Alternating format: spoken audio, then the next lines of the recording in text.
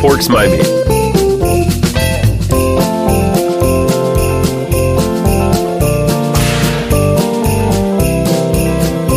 Stay calm, Tenenbaums.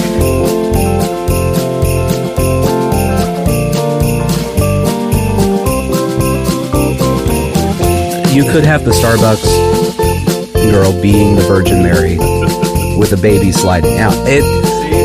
That's the only thing that would make them happy. Anyway.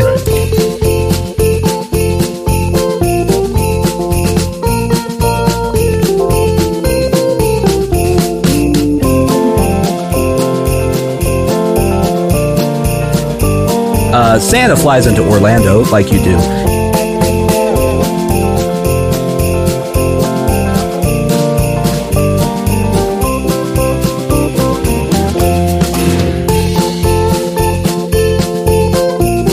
When those fail, we just watch Jerry Springer in the afternoons.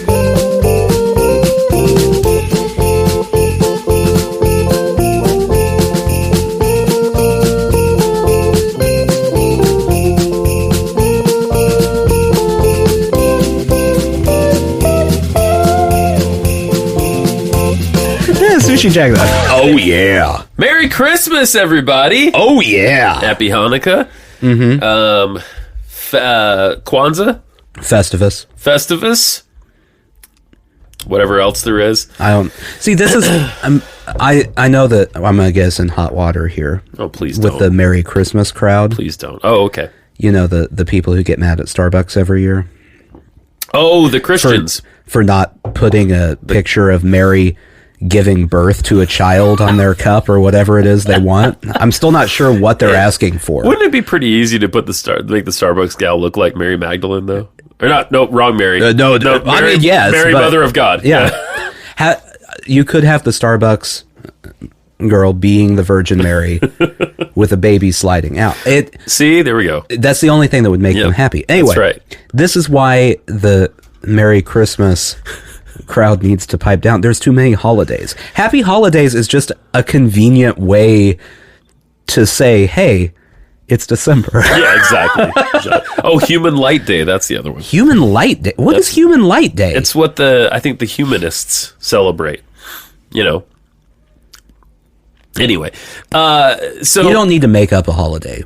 No, but as is traditional with us, we try to do a Christmas episode every year.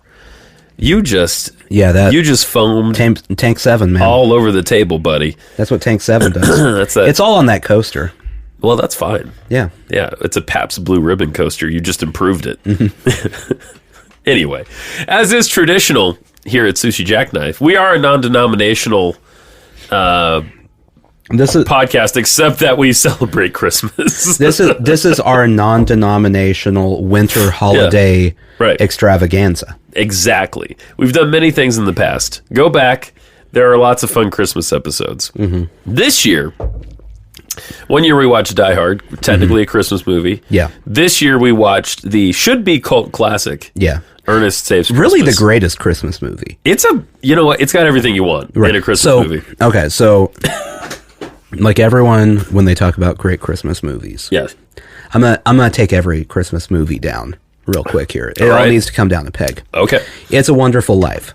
Yes. That's not a Christmas movie. That's a movie about a person facing their own mortality. Different type of movie, different genre. Get it off the list. Miracle on 34th Street. Yeah. Consumerism? Who cares? It's about the Macy's Thanksgiving Day Parade. Get out of here. That's not a real Christmas movie. No one cares about that one. Nope. Let's see. What else we got? The Santa Claus? I mean, Tim Allen. Just the Tim Allen. All right, moving on. This is the movie that everyone should watch. Yes. It has Santa. Yes. Two Santas. Two Santas. Yeah. It has compulsive liars. Yes. Learning that they shouldn't compulsively lie or steal. Right. Due to the magic of Christmas. And it has Vern. Yeah, it has Vern. It has Bobby and Bobby's friend with the crazy eyes. Yeah. This is 1988's own Ernest Saves Christmas. Now, if you're not familiar with Ernest P. Worrell, He's portrayed by the one and only and dearly departed, I believe. Yes. Jim Varney. Yeah, you know how so I have a Jim Varney dying story. Yeah. Okay. This is a weird situation to have a story for, but I do have Well, one. look at that. Serendipitous. So my mother, I'm trying to think how old I would have been at this point. Anyway, had a job as a long-term substitute teacher when I was a child. And Ernest, Jim Varney, died, and it was on the evening news. Well, Right. it couldn't have been evening news. It was on the news. It was on the news. Yeah. Okay. And she was not home. So I was like, well, I'm going to call her cell phone and tell her this. And I interrupted her in the middle of a student-teacher or a parent-teacher conference about a trouble kid to go, hey, Ernest died. It was on the news. Ernest died. Man. I mean, for people who were, I don't know, slightly younger than us, I don't think Ernest was on anyone's radar. I mean, I'm from the South, so that he's a Southern character. Ernest, it's a very specific, I feel like, age group and regional. Yes, I do too. I do too. All the way to Texas and Oklahoma. Yeah. That's probably the edge of where people cared about Ernest. Right. And anyone born between, we'll say, 1980 and 1993. That seems about right. Would be aware of who Ernest is. Yeah, I mean, and he's one of those people that, he's one of those characters that I didn't think about forever, but I in particular, this might have been the second or third, maybe fourth time I'd ever seen Ernest Saves Christmas. Mm-hmm. However, I watched the Ernest's Halloween movie, Ernest Scared Stupid. Yes. Repeatedly. It was one of the few VHS tapes that my grandparents had. And we would watch it. We had that. We had 9 to 5. Okay. This is how you know I'm really a Southerner. We had that. We had 9 to 5. We had like every Western imaginable because my granddad loved Westerns. And and when those failed, we just watched Jerry Springer in the afternoons. There you go. When I got home from school. That is also very... living in the South, that's like watching your brethren. It was. I think I'm related to the... Actually, I remember there being a kid in high school who had a relative who was literally on Jerry Springer. Mm-hmm. So there you go. Okay. What was the topic? I don't remember. I mean, they all sort of run together. Was it a KKK baby or something? Probably. Something that like that. That sounds accurate. Oh, man. So, Ernest Saves Christmas. I mean, we're not going to play-by-play the movie. We're just going to kind of... Well, I mean... Our impressions. Yeah. How many people do you think have seen the movie? In our audience, I don't know. It's hard to know. Should I summarize the plot real quick? We'll do it... Very quickly. We'll do a quick 2-minute summary. I like it. All right, so... Santa flies into Orlando, like you do, and he needs a taxi. Meanwhile, Ernest is being a terrible taxi driver. He flings a guy out of the back of his taxi cab. The guy goes comatose on the side of the road. He's stiff. Yeah. Anyway, they get to the airport. He runs over a bunch of bags. People are chasing Ernest. Japanese businessmen's bags. And Santa goes, hey, what the hey? I'll get in that taxi cab with that guy that's running from those Japanese businessmen. So off they go to the Orlando Children's Museum. Because Joe works at the Orlando Children's Museum. We'll learn more about Joe in about 45 seconds. Meanwhile, on the way to the Orlando Children's Museum, a random compulsive liar jumps into their car. She is somewhere between the ages of 14 and 35. We're not sure. Not sure. So they go to the Orlando Children's Museum, and Santa's like, hey, I need to talk to Joe. And Joe's, hanging out with kids, and his agent is a slimy agent guy, and he's like, you can't talk to Joe.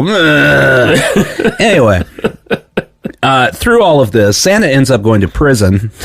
Because he's essentially stalking Joe. Which the agent is a slimeball. However, the agent's not wrong to have the old man who is stalking his client arrested. Anyway. True. It's a good move. It's, as a manager, right? It was the right thing to do. So the young girl lives with Ernest all of a sudden, and they They go to break Santa out of jail. In between eating pancakes. Right, they eat some pancakes. They go break Santa out of jail. They have Santa, and Santa's like, I gotta go talk to Joe again, because that's what happens when you break a stalker out of jail. All right. So, meanwhile, Joe is on the set of his new movie Christmas Sleigh, although even though it sounds like it's a sleigh, what it is an alien that murders people. Right. Yeah. SLAY. Yeah, as you would. This is for a struggling movie company, as we learn later, that desperately needs a hit, and so they've decided a poorly financed alien movie is what they need. Yes. With a Christmas theme. Right. So Santa gets upset and punches the director in the face. Who looks like a chubby Paul McCartney. Right. Yeah. He punches fat Paul McCartney in the face. Anyway, so then he tracks Joe down at Joe's house because, again, stalking. Yes. To explain to Joe that he wants Joe to be Santa. Right. And Joe goes, oh, no. I don't. I'm not going to do that. He is shaved. No. He's shaved his face. He's shaved his beard off, which is it's a big deal. Meanwhile, Ernest and Compulsive Liar Girl have Santa's bag that they've discovered is filled with magical toys, and so they pulled random crap out of there for a while. Like 45 minutes. Yeah. It's just like constantly pulling things out. And Compulsive Liar decides to steal it. Right. This is all on Christmas Eve at this point. Yes. So she takes a bus as far as she can go from Orlando, which is apparently Miami. That's not that far. No, it's not that far. That's really not that far. And Santa can fly around the world in, a matter of hours. He can definitely get to Miami in 5 minutes. It's not even a big deal. Yeah. But she has taken his bag and left Santa with only a bag of feathers that he has presented to Joe and going, I know they're feathers, but which just makes him seem crazier. Yeah. Anyway, meanwhile, during all of this, there are two guys who have to deal with reindeer that have been shipped. Bobby and unnamed crazy eye guy. They have magical reindeer they've been dealing with. Who show up in every Ernest movie, by the way. Yeah, they're always in there.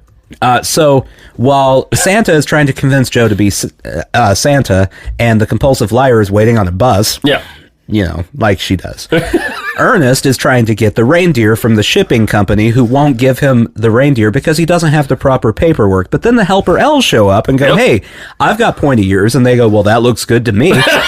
And give it over to the elves. The elves then load the reindeer and the sleigh into a rider truck, which Ernest then abandons on the runway at an airport. Because, as you said, this is pre-9/11. Pre-9/11, he abandons the yellow truck on the runway at an airport, then takes an unidentified flying object, Santa's sleigh, right, off of the runway, which makes everyone panic, and then fighter jets try to shoot him down because he is flying through Cape Canaveral airspace. Stock footage fighter jets. Let's see. They circumnavigate the globe a few thousand times.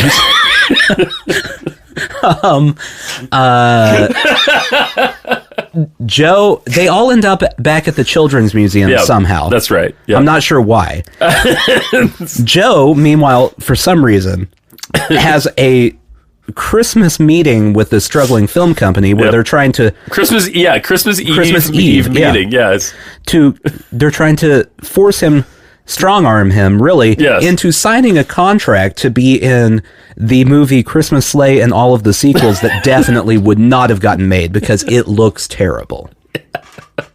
And he sees Ernest's sleigh through the air in the tower and goes, oh, I forgot. I can be Santa now, and then left. Change of heart. And everyone is confused at the meeting, so he goes to the Orlando Children's Museum because that's where everyone goes in Orlando. Apparently. I don't know. So then they have old Santa, they have new Santa. Yes. Compulsive Liar Girl realizes, oh no, I have Santa's bag and it's Christmas Eve. That's kind of bad. So she goes to the Orlando Children's Museum with the bag. So the bag is there. Both Santas are there. Wait, how the fuck did she get there? Anyway, plot hole. But there are a few. It's fine. Yeah. And then Ernest discovers that he can flip a switch, and instead of continually circumnavigating the globe. Instead of that, the sleigh stops midair, and then they re-enter from orbit without burning up on re-entry, which is interesting. And he lands the sleigh at the Orlando Children's Museum. Christmas is saved. Oh, yeah. And then Santa and old lady friend who works at the Orlando Children's Museum. Then they go bang it out. They go off to bone. Yeah. Right. That was great. You did that all in about 3.5 minutes, I think. Was it that long? Oh, I was trying to do it in less. There's a lot in that movie. There's a lot in there. So basically, packed a lot in that hour and a half. Yeah, it's a pretty tight, like 90 minutes, right? Ish. And I didn't even mention the whole Vern house destruction scene. Yeah, Vern gets a little short shrift, I felt. Yeah. They had a lot of plot to get through in this movie, and I don't think they had a lot of time for Vern. So we only get like one Vern scene where Ernest destroys his house. Yeah. Pretty much. So There's a lot to talk about, Nathan. So Vern, okay. For those who don't know Ernest has an unseen friend named Vern. You never see Vern, as far as I know. No, we don't know what Vern looks like. It's Ernest talking dead into the camera. Right. We are always Vern. We're Vern. We're all Vern. That's a t-shirt right there. Oh, dude. All God's children are Vern. Yeah. Do you want to just abandon Nothing But a Bob thing and just devote a podcast to Ernest? Well, that already exists. Does it? Yeah. I was gonna... you were going to tell me? I was going to mention it. You're going to break it to me? At the end of it, but we'll get there. Well, there doesn't have to be just one Ernest podcast. Yeah. Okay. I mean, I'm not going to steal their podcast. Their idea. No, I mean, I might. Well, whatever. So, a few things about this movie are fascinating. There's a lot of subtlety. You might be laughing to yourself right now hearing me say that. Very subtle. There are a few subtle things in this movie. It gives you the idea that Jim Varney, which I don't know him from anything else besides Ernest, and he played the dad in the Beverly Hillbillies movie. Yeah. Yeah. That's... I think... I looked this up at one point, and I think he actually attempted to have a career outside of Ernest. Like a serious career? Or? Yeah. Okay.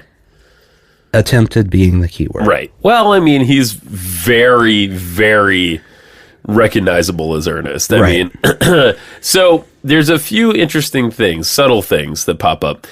Ernest, when we're introduced to him, is driving a cab. He's a taxi cab driver. His cab is all decked out in Christmas wear. But if you notice very closely, it is cab number 69, which, I mean, Ernest is sort of a children's thing. It's more a children's thing than an adult thing.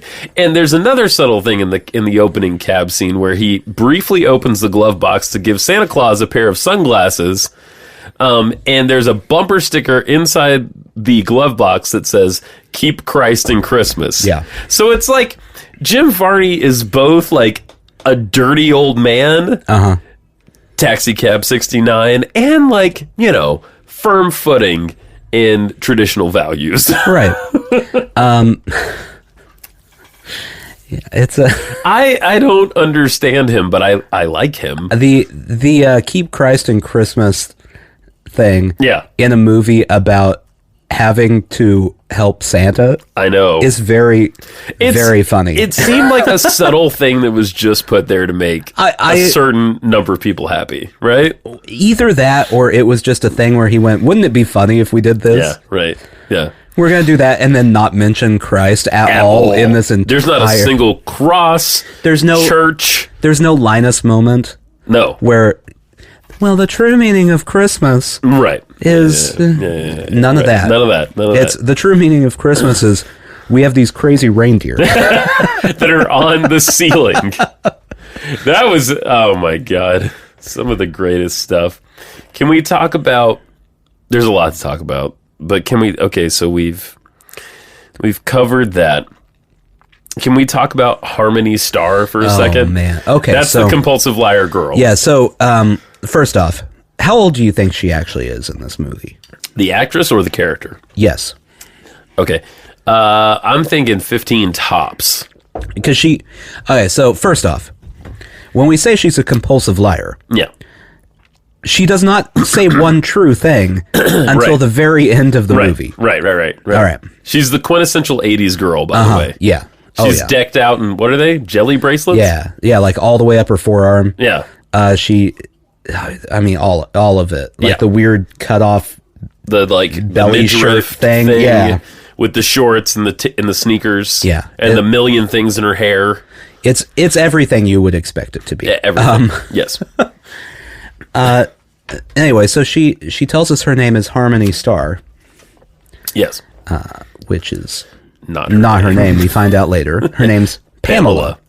Something. Santa knew this the whole time. Of course, he knows But, all. Yes. You know, being a gentle old man, he's John. not going to call her out and be like, "Hey, liar, your name's Pamela." You're a fucking liar. So, she's the most intriguing character Right. in the movie to me because, like Ernest, we know what happens with Ernest after this. I think he goes on to another holiday Yeah. and or goes to camp. No, he had already been to camp, I think. Had he been to camp? Did he go to camp first? I don't know. I'm going to look this up because I don't know the chronology. So there weren't just Ernest movies. There was an Ernest, like... He started out in commercials, I think, because I've researched this before. Yeah, he started out in... It was a fast food. Ernest P. Worrell is a fictional character portrayed by Jim Varney in a series of television commercials, and later in a television series, Hey Vern, It's Ernest, as well as a series of feature films. Ernest was created with Varney by the Nashville advertising agency Cardin and Cherry, and was used in various local television ad campaigns. The only national products he promoted were the Coca-Cola Company's sodas. Coca-Cola was heavily featured in the opening of this film. Chex cereal, Taco John's, not a thing anymore. The Ernest commercial, filmed in 1980, advertised an appearance by the Dallas Cowboys cheerleaders. Blah blah blah. An amusing part. Yeah. Okay. that is the picture of Ernest P. Worrell, by the way. That's which Ernest. Is, Oh, I mean, that's man. as earnest as it gets, right there. Wow. So here's wait. In universe information, okay. Aliases: Ernest Power Tools Worrell, gender male, family Pa Worrell, Ma Worrell, Bunny J. Rogers, sister Coy Worrell, brother, spouse Edna Worrell, not in this movie, children Ernie P. Worrell, not in this movie. Oh my God in heaven. Films. Okay, here we go. All right. 1987, Ernest Goes to Camp.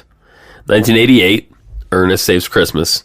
Oh, I forgot about this one. 1990, Ernest Goes to Jail. Oh yeah. Yeah. It's that's actually, if you ever hear anyone talk about that movie, is what inspired the makers of Oz to make the gritty HBO show Oz. There's a lot of rape scenes in Ernest Goes to Jail. 1991, Ernest Scared Stupid, a personal favorite of mine. He defeats a monster that eats children who came from an evil tree with, he calls it rare Bulgarian miak. It's actually milk. They put milk in squirt guns. There you go. Spoilers. And they kill this monster that eats children. 1993, which I've never seen, Ernest Rides Again. What does he ride? I don't know. 94, direct-to-video. Okay, so take this into your brain for a second. 1, 2, 3, 4, 5 Ernest movies were released in theaters. Yeah.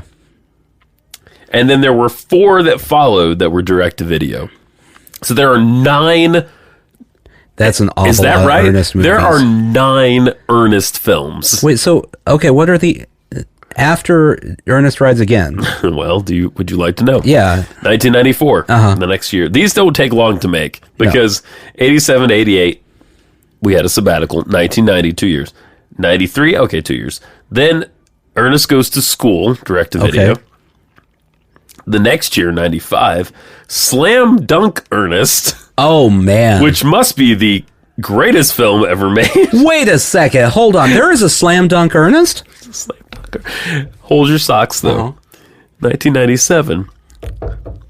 I see nothing that could possibly go wrong with this film. Ernest Goes to Africa. Yeah, no, I'm sure that's not problematic at all. In the final film in 1998, Ernest in the Army, which I believe I have seen, actually. That one does sound vaguely familiar, actually. Right? Doesn't it? Scrapped films. Oh, boy. Ernest does blackface. I mean, wow. There was apparently going to be an Ernest Spaced Out at one point. Ernest in Space. I could see that working. Yeah. Space would be a good place for Ernest. Ernest the Bellhop and Ernest in Paradise. Anyway. Ernest the Bellhop would not be good. I don't think that would be good. That's one joke. He's just a bad bellhop. The whole movie. Yeah, that's the entire and thing. And Vern comes to stay at the hotel. You need, for an Ernest movie... In this movie, you need a complex storyline. You do. You can't just rely on one gag the whole time. It has to be a multifaceted character development. Absolutely. Well, Ernest is a man of many faces, right? And several of them are on display in this film. You get, I can't remember her name, Mrs. Something. Oh man! But the large matronly woman. Yeah. Who he sometimes portrays. With a neck brace. Chronically in a neck brace. There's the slick back hair guy that they use as a con to get Santa out of jail. Not making this up, folks. In the interim, by the way, Santa has trained the prisoners. Yeah, that we haven't talked about that. In the 10 minutes that Santa's in jail? Yeah, it's one of the most wholesome jailhouse scenes I've ever seen. He has, in the time he got arrested and put in jail, and Ernest comes to break him out, befriended all of the prisoners in the jailhouse. Correct. Convinced them all that he is Santa. Yes. Oh, they know he's Santa. Yeah. Like, they're ready to fight anyone who says he isn't Santa. They will cut a bitch. And formed an entire choir with them. Complete with a tenor voice down the hall, singing. What is it? 12 Days of Christmas? Yeah, the voice down the hall doing the Partridge in a Pear Tree. Yeah, listen, people, you owe it to yourself. This is on Disney Plus, by the way. Ernest Saves Christmas. This is the only Ernest movie on Disney Plus. I don't know where the others are. Probably YouTube or your friendly neighborhood VHS dump. If you go to Blockbuster, you can rent all of them. Dude, I am gonna have to see. Moment of truth here. I'm going to have to see the rest of these films. So what I would honestly like to do, and we'll have to do this for a podcast at some point. Okay, I like it. I want to watch Air Bud. Okay. And I want to watch Slam Dunk Ernest. Back to back? I mean, maybe not back to back, but I want a compare and contrast here. All right. On which is the better basketball movie? Is it the movie about the basketball playing Golden Retriever or the Ernest basketball movie? My money's on Ernest, bro. Those dogs annoy me. I mean, I don't know that I ever watched Air Bud as a kid. It was around. I think I was slightly too old for it. Yeah, I think I would come in fresh on this one because I haven't ever seen it. So we get the old lady character. We get his, like, hardcore hillbilly character. Yeah. Belt made of rope. Yeah. Who is bringing... truck full of snakes. Right. He uses this character to sneak onto the film lot. Yes, the large Orlando film lot for the film company that I can only assume is struggling because they're based in Orlando. And they're not affiliated with Disney. No, they're just based in Orlando, nowhere near show business. That's why when Joe is having his meetings, if you look in the background, that's right. There are just charts of their stock plummeting. I mean, yeah, sure, there are peaks, but it's overall it's a going downward straight down. trend. Q4 is not looking good. It is very bad. And so Ernest sneaks into the film lot with a truck full of poison snakes. Poison snakes. Snakes. And one of them has got his boy I don't think I can get through it. I can't do it justice. You have to watch this film. You have to. He to convince the guard not to look under the tarp, he offers the guard a snake to take home for his son. To his boy. You want one for your boy? And he proceeds to tell him about how he gave his son a snake a year ago and then starts singing funeral hymns. Yep. Nope. There you go. Nathan is telling the truth. There you go. It's a good scene. Couple memorable quotes from this film. Stay calm, Tenenbaum. There you go. It's so good, and I'm not being facetious. It's actually so good. And then during the snake scene, I don't know how it comes up, but pork's my meat. He likes pork. I like pork. You know what? Pork is also my meat. I mean, part of this movie was shot here in Nashville. Was it? Oh, yeah. This is a pork area. He likes pork. Wait, I didn't know. I just looked it up on Wikipedia. Some of it was shot in Nashville? Some of it shot in Nashville. Wow, I didn't even know. Okay, so we got to discuss this here. Please do. Let's do. So this is 1988. Yeah. When did Ace Ventura come out? I'm going to look it up right now because I'm guessing 94. That seems about right. Because we kept discussing this while we were watching. We did. This came up a number of times. Rubber face character, very loud. Yes. Changes voices. Yep. Just like that. Yep. I'm pretty sure Jim Varney was just Jim Carrey before Jim Carrey. Ace Ventura: Pet Detective, 1994. That's what I guessed. Oh, man. And so Ernest goes all the way back to 1980. Yeah. And so, yeah, I think Jim Carrey owes a lot. Jim Varney walked so Jim Carrey can run. Could run. And I wonder if this ever came up because it had to have entered Jim Varney's mind that when he saw how big, because The Mask and Ace Ventura, I think were the same year, if not back to back. They were very close together. Yeah. And they were global sensations. Yep. I mean, and before that, he had been on what?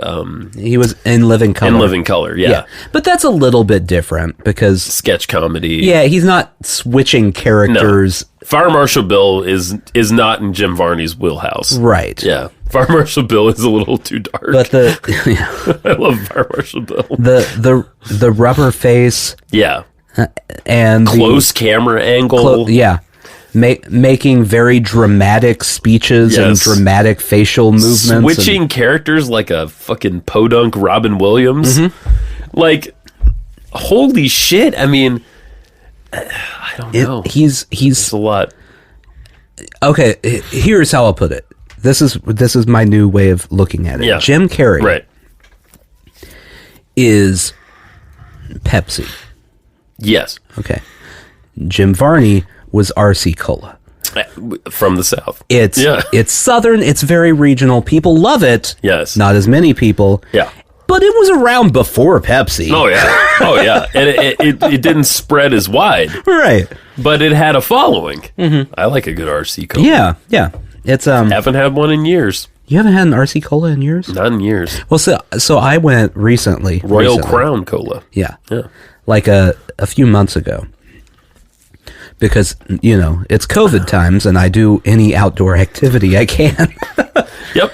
Went to an RC Cola and Moon Pie Festival. What? We live in Tennessee. Where does that exist? I don't remember what city. It's in one of those. Somewhere outside of town? Yeah. I mean, it's in one of those tiny Tennessee It's like within cities. an hour, right? Because everything is within an hour. Everything's within an hour. Yeah, right. Within an hour, you end up in Georgia or Kentucky if you drive right. That's right. But I went there. People love RC Cola there. Yeah, I bet now, they if do. you tried to have a Moon Pie and RC Cola festival in Seattle, no one's doing that. It's not going over. Yeah. No. And that's what's wrong with Seattle. I got to be honest. That's the one. There's a good reason to live in the South, and that's one of them. The South does have its perks. It does. It does. It has its downsides, like racism, Jim Crow that one. laws. Yep. A lot of white guys bald with the I hate black people facial hair. Yeah. Those people. You got those guys. A lot of Confederate flags. Yep. A lot of that. Too many guns. Yep. Not a lot of tolerance for the gays and the lesbians and the bisexuals. And a lot of heart disease. Yeah, that's true. But you know what? That's very fun. little exercise. Yeah, it's fun to get the heart disease though. On the way to heart disease, it's a good time. It's a good time. But if you take out all that stuff, good whiskey. Yeah, come on. A lot of people who don't believe in masks or vaccines, true, or diseases. Yeah, but if you take out that too, right? All of that, the South it's pretty good. It's idyllic. It's I was talking to Roy because we were in South Dakota back in September, and we happened to camp, in quotations, near the South Dakota Hall of Fame, which is one smallish building. Yeah, well, who's in the South Dakota Hall of Fame? I don't know. However, proceed. I'm going to look this up here. I thought about that, and then I thought about the rich cultural heritage of one southern state, that being Tennessee. One southern city. Music City. There are multiple. Memphis. We also have Memphis. Yeah, Memphis and Nashville both have more culture. All right, here we go. Hall of Faming. A list of people from South Dakota. Here we go. Here's who you could have seen. All right. We're going to skip the academia because why would we care? Actors and filmmakers. Yes. I'll stop when I find one I know. I love it. January Jones from Mad Men. Oh, yeah. That's all you're getting from me. I'm still going here. All right, we're to artists now. Timmy Williams. Timmy Williams from The Whitest Kids You Know. That's not... All right. He's not in the South Dakota Hall of Fame. I guarantee that. He was... I'm sorry. I looked something up while you were talking. Okay. We'll get to it. I'm still going here. There's not a lot, huh? Oh, boy. Okay, we're to music. Okay. The accordionist from the Lawrence Welk Show. Holy Jesus Christ. Wow. One lonely accordion playing out in the Black Hills. Okay, well, I have an issue with this Wikipedia page because in the middle of this famous South Dakotans page, there's a section for Native Americans. Sure. And it's 9 Native Americans. I 100% guarantee you more than 9 important Native Americans lived in South Dakota. Agreed. You know what? This is the lack of representation it only points out how shitty we truly are. The accordionist from the Lawrence Welk Show gets on here, but you're telling me that you can only find 9 Native Americans that were important in South Dakota? Come on. It has Dakota in the name. Did you know Jim Varney was also the voice of the Slinky Dog in the first couple I did Toy know Stories? That. I forgot about First 2 films. He had lung cancer. He died in 2000. Do you think he smoked? Because he looks like a cigarette. I bet he smoked a lot. I bet he did. That's unfortunate. Which actually makes the voice stuff a lot more impressive. It does. I mean, the elasticity. Yeah. How do you still do that if you're smoking all the time? He was born in Lexington, Kentucky. That seems right. He died at the age of 50 in White House, Tennessee. 50. So he was... I know where White House is at. He was fairly... he was fairly young. Good Lord. That's crazy. Yeah, because let's see, what does that mean? If this was 88, Ernest Saves Christmas, how old was he in 88? He was born in 49. You're better at math than me. So 1999 is when he died. No, he died in 2000. Well, okay. Yeah, February. 1999 or 2000. Yeah. Which would have put me...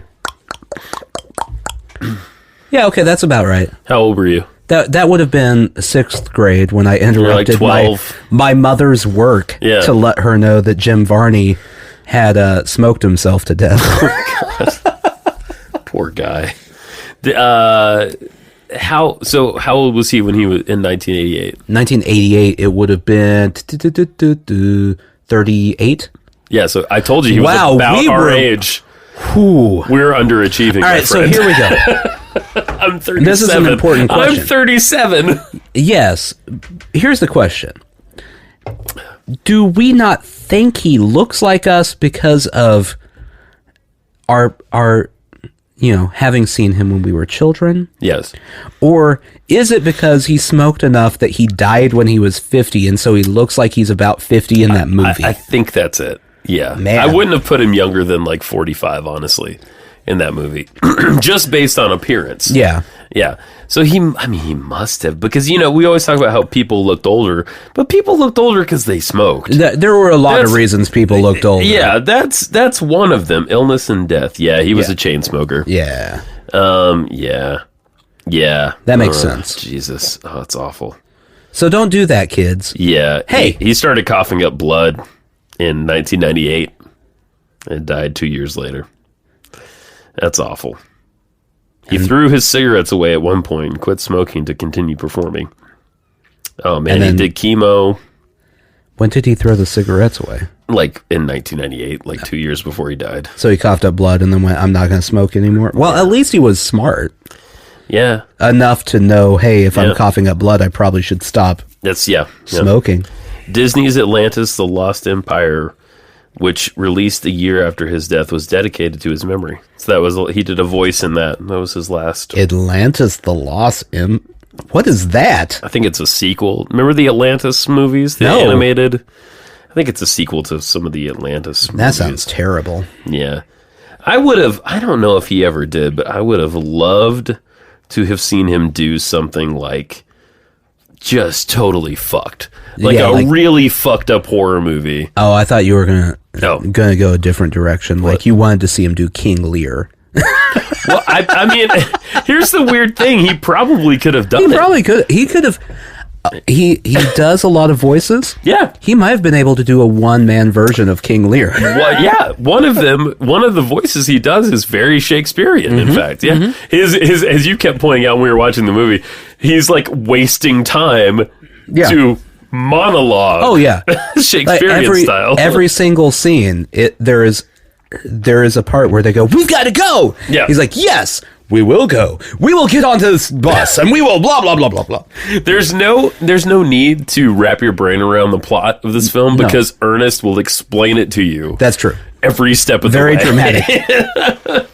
Okay, so this movie's not good, by the way. I like it, but it's not good. It's, from a technical standpoint, no. Right, or a critical standpoint. It's not good, but it's very entertaining. This is a controversial stance I'm going to take here, though. All right.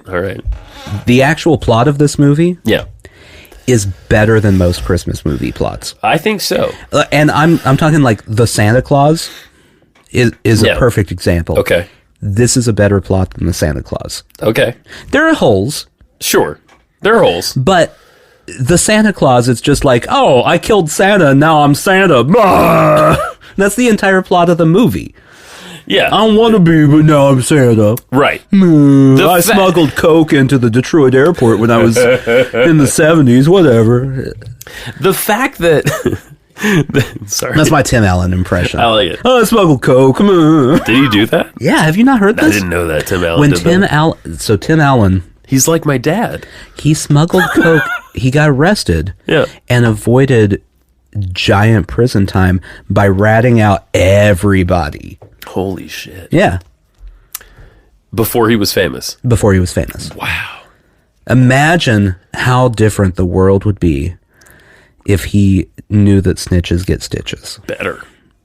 There would be no Home Improvement. Yeah. We didn't need it.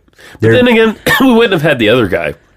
The beard guy. And I like that guy. Yeah. And the neighbor, the tall neighbor. Oh, Wilson. I liked Wilson. Like that guy. Just peeking up over the fence, talking to you. Yeah.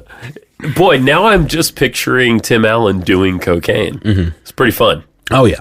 Well, I mean, he was a comedian in that era. Yeah. Like late 70s, cocaine. Early 80s. Everyone was on coke. Yeah. I wonder if Jim Varney did coke. Yeah, Good he chance. probably did coke. He at least tried it, right?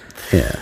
I guess on the one hand, I want to say yes, but on the other hand, was Jim Varney invited to any like real Hollywood parties where there'd be coke just everywhere? Dude, you think he was? I think dude, the dude was the titular character in 4 widely released films. But I feel like he got the amount of respect, and this is not fair. He should have gotten more respect. Sure. Of like a Larry the Cable Guy. He's a zillion times better. No, he's definitely better. He is. My apologies to Larry the Cable Guy. No, don't apologize to him. He has made way too much money off of one thing. You're right. He doesn't deserve any apologies. Jim Varney worked for his dollar. Because he's sweating in every scene of this movie. Oh, man. Everyone is sweating. Okay, so the budget, this is what I decided watching. The budget, $6.5 million for this movie. Yeah. $1.5 million was probably for t-shirts because he sweated through every t-shirt he was wearing. T-shirts and towels. Yeah. Him and, okay, so the Bobby and the chubby guy who, with the crazy eyes. Yeah. Don't know his name. They are doing Abbott and Costello, right? Like 100 million %. That's exactly what they're doing. And you know what? I appreciate that. Yeah. In the 1980s, we might have forgotten the genius of Abbott and Costello if not for these two guys. Yeah. That's a good callback to, you need to bring stuff like that back. You do. It's classic. And not just Abbott and Costello. Like, that was the whole thing back then. A big guy and a little guy. Yeah. That's the whole... And the big guy's loud and yells at the little guy, and the little guy is just there. He doesn't say a lot. The only lines Bobby has in this movie is the lines where he disagrees about what letter they're reading. Yeah. Which that exchange is very Abbott and Costello. Pretty fun. Yeah. It's pretty fun. Hicksploitation, all right? Let's call it that. Hicksploitation? This falls into the genre of... I like that. Hicksploitation, right? right? I'm a fan of this, yes. Okay, thank you. I think that's a real term, actually. I don't think I'm coming up with this. Well, I like it, and I'm going with There's it. blaxploitation. There's... I've even heard of Canuck-sploitation for Canadian films. Oh, get out of here. How are we exploiting Canadians? Apparently, there were a lot of movies made in the 80s that were just tax shelters for Canadians. This is a subject I don't know enough about to discuss, but I heard about it on another podcast. Oh, well, I'm going to have to look into this. This sounds very interesting. Canuck-sploitation. This is Hicksploitation. And these guys... really, you think about it. You think about this... Prior to this, you had Hee Haw. Mm-hmm. People don't remember, and I don't remember because I wasn't born yet. But Hee Haw was a cultural institution. That's true. The Smothers Brothers. The Smothers Brothers were like a weird, smart Hicksploitation. Precisely. Yeah. They tricked you into learning about things. Listen, we're in Nashville. I know this because we live here. Multiple people on Hee Haw had successful music careers. Yeah. Grandpa Jones was a character on Hee Haw. He made records. Yeah. T for Texas, for example. Not Guy Clark. Roy Clark was on Hee Haw. Was a respected musician. Did Minnie Pearl make appearances? I think she did. I believe she did. And she was a staple on the Grand Ole Opry. Come on. So Jim Varney is just carrying on this tradition in a lot of ways. And Bobby and the other guy are doing the same, but rolling in. It's just, you know what it is? It's kind of brilliant, actually. The whole thing. That's what I'm saying. It's better than I kept telling you this while we were watching it. Yeah. This movie, I don't understand how it's not one of those cult classics. It feels like a movie. Yeah. It really should be. That people on Christmas Eve would go to a midnight showing of. Oh, absolutely. And quote it. Yeah. Pork's my meat. There's a bunch of random quotable lines. It's off the wall. It makes no sense. It's whack fucking tastic. As they say on, because I used to listen to How Did This Get Made? It's bananas. It is. It is bananas. It's banana pudding. Ooh. Oh, exploitation. Oh. Yeah, I just don't get how this movie, like, I watched it as a kid. Yeah, I did many too. times. Yeah. It was briefly like a Christmas tradition. Okay. And then I got older and moved to Christmas Vacation. Sure, which is also a classic, but of a different ilk. Right. If you will. Right. Yeah. But I don't understand how it's just a movie that everyone forgot about and moved on. It really needs a revival. I mean, I think if we do anything with our lives, this might be it. Yeah. This and the people who do the Ernest podcast. All right, so here we go. I'm going to add this to my funeral list. All right, please. All right, so my funeral list, I don't know if I've gone through everything, but my the service is going to be led by a clown. Like, it can be a priest or a pastor or whatever. Wait, at your funeral? Yeah, at my funeral, All right. but in full clown makeup. I like it. But I want him to deliver it completely 100% sincere. Of course. Are you gonna No write? acknowledgement that he's a clown. You gonna write the script beforehand? No, I want it to be the standard funeral All right. script, but Okay. from a clown. All right, I like Just it. up there, we're gathered here today to remember the life of... I want that, but in full clown makeup. Okay. I won't outlive you, but if I do, I will make sure this happens. It's my favorite idea I've ever had. Because just imagine the people at the funeral. Number one, you feel like you have to be sad at the funeral, but having to stifle the laughter of a sincere clown. It's so absurd. A sincere clown.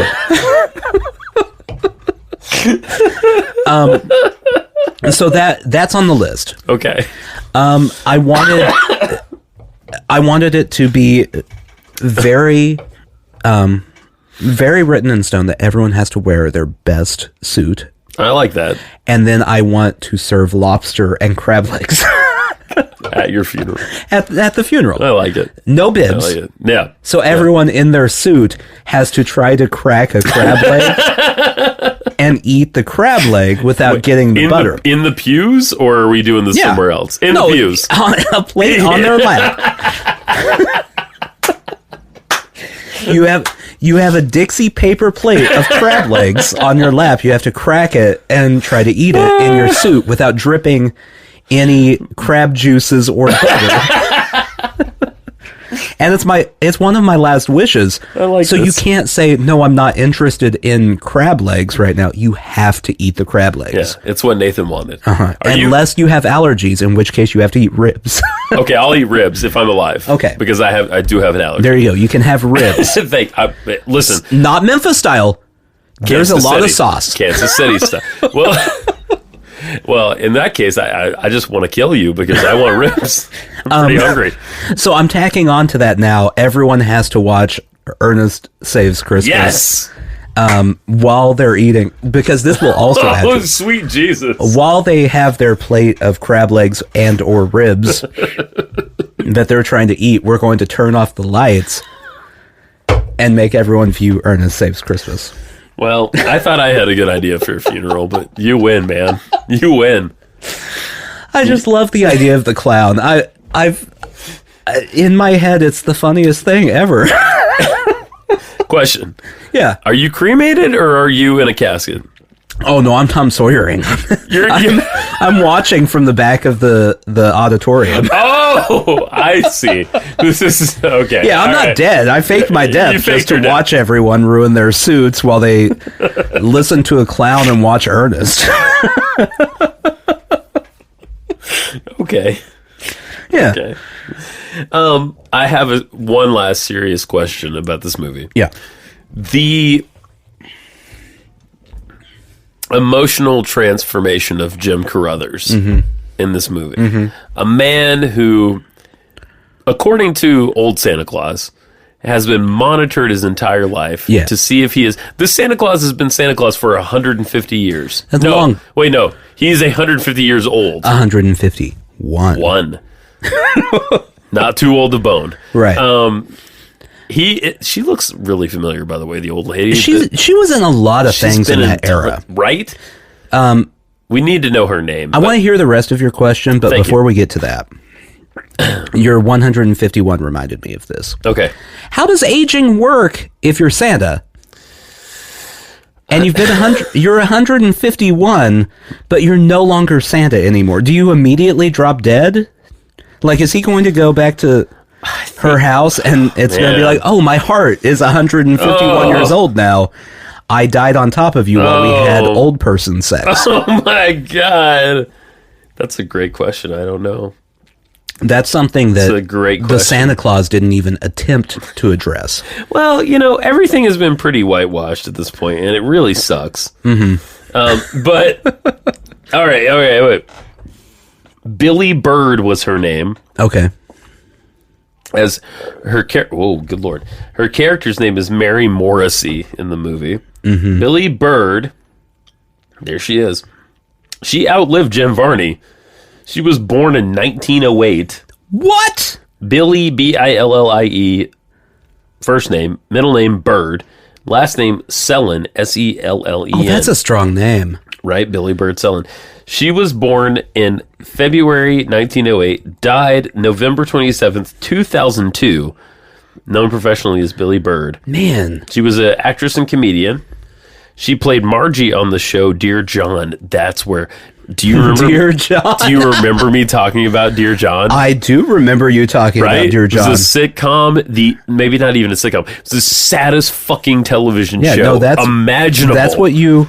Yeah. What was the song again? Dear John. This is like in the teens of Sushi Jackknife that we talked about Dear John. Yeah. We're accidentally calling back to... Holy shit. She was years ago. 94 years old. She was born in Idaho. All right. What was she in? Let's see. Filmography. Do you think she's in the Idaho Hall of Fame? She's got to be, right? I would imagine so. She was in such classics as Ernest Saves Christmas and Dear John. God, she worked, man. Yeah, well, I mean, that's a long time. Her first film was 1950. She was in she was in 5 movies in 1951. My God. Her first movie was in 1950? 1950. So, you know what's crazy about that then? What?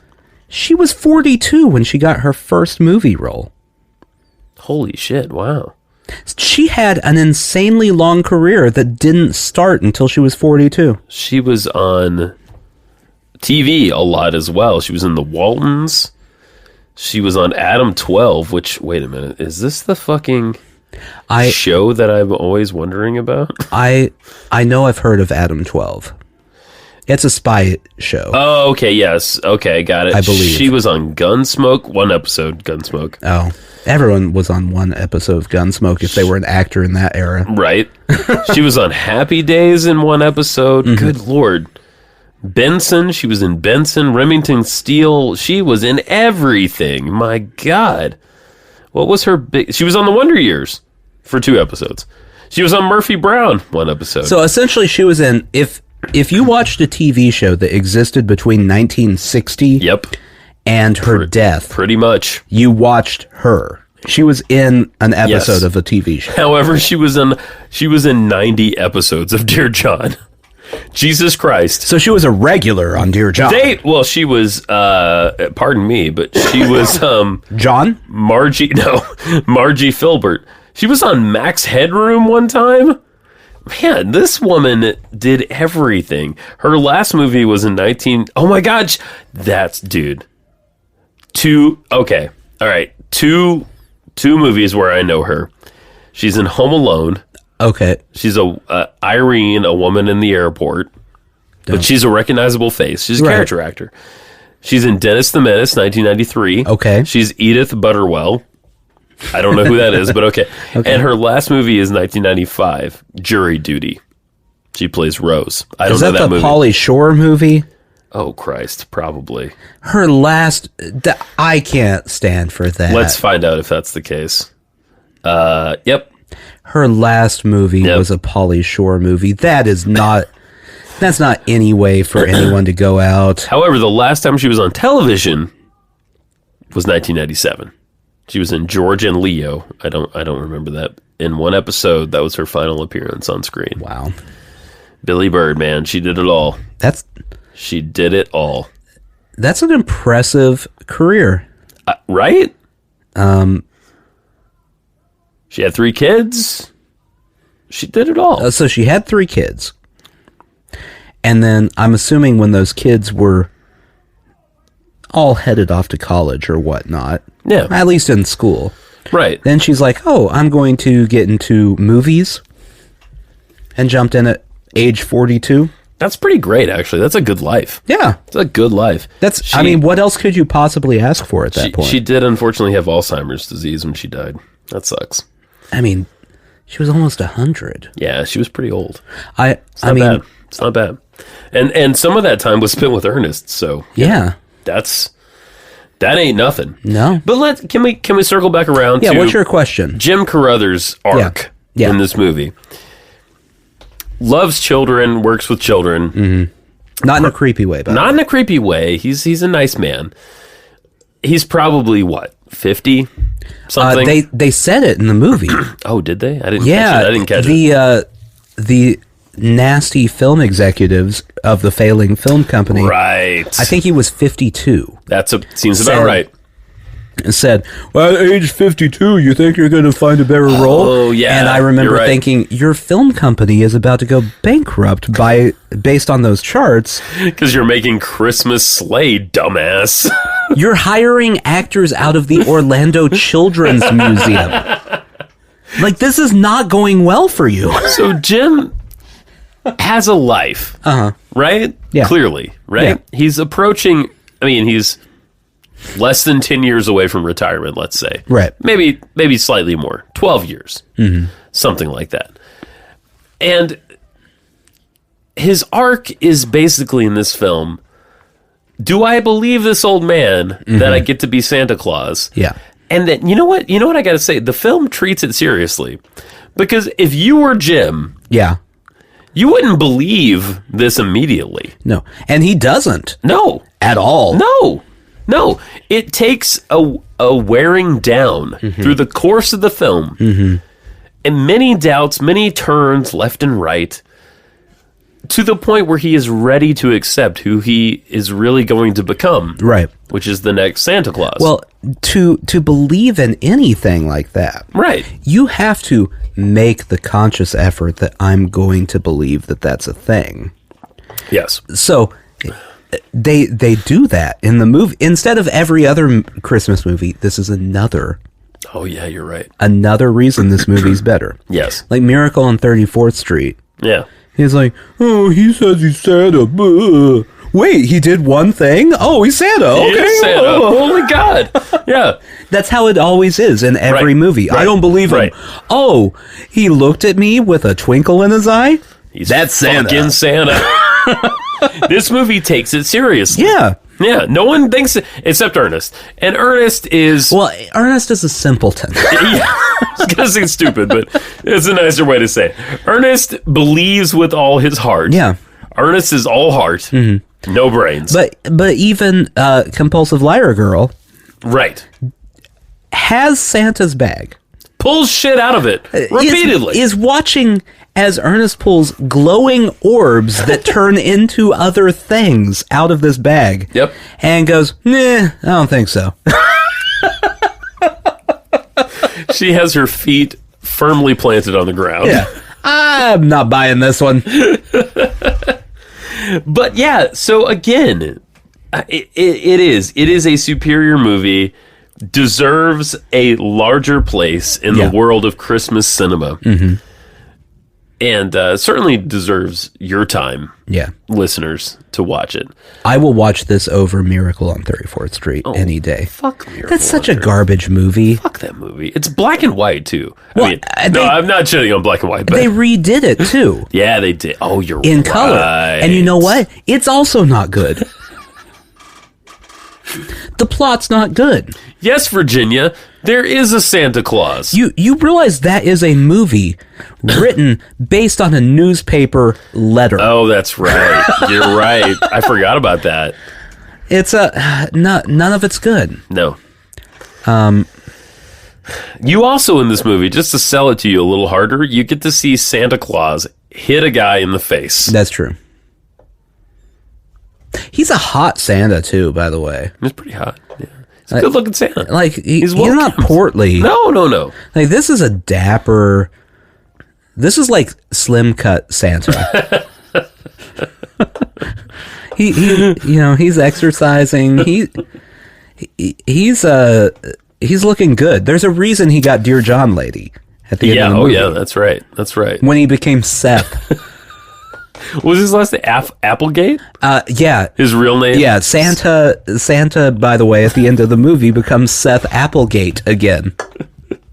It's fantastic. By the way, let's just say to everyone, no matter what you celebrate or don't celebrate, happy whatever the fuck to you. Yeah. From both of us here at Sushi Jackknife. And many well wishes for a 2022 that is less shitty than 2020 and 2021. We're just gradually tapering it down. I think so. I think our generation is going to eventually accept just a baseline of, you know what? By like 2028, we're going to be like, yeah, this year was pretty good. Not bad. Not bad. We're up to the Zeta variant, and it's all, I'm still breathing. Well, how many people died this year? 20,000? That's nothing. We're good. According to Santa, there are, what was it, 1.7 billion children. In the world. Oh, that's another, before we leave, I do have to discuss this real quick. This is the only movie that discusses this, which I thought was very smart. Yes. The logistics of Santa going around the globe. Yes. 1.7 billion children on the globe. Right. However, as Santa points out to Joe when trying to convince him to do the job, not all of them celebrate a holiday that requires Santa. Yes, it's not culturally appropriate for some of them. Why is that not mentioned in every Christmas movie with a Santa? Again, 1988's Ernest Saves Christmas, more culturally sensitive? He's not having to stop at Jewish houses or anything. Hindu houses. They don't do a Santa. Islamic houses. Come on. They don't do a Santa. But you know what? Somehow Santa is able to get through, what was it? His forced heating system in Ernest's house as a child? Yeah. As represented by Ernest's lips, like inches from... Yeah, just mashing his face up. Yeah. Anyway. Well, until next Christmas, everybody, just remember, pork's my meat. Sushi Jackknife. Stay calm, Tenenbaums. Peace the fuck out.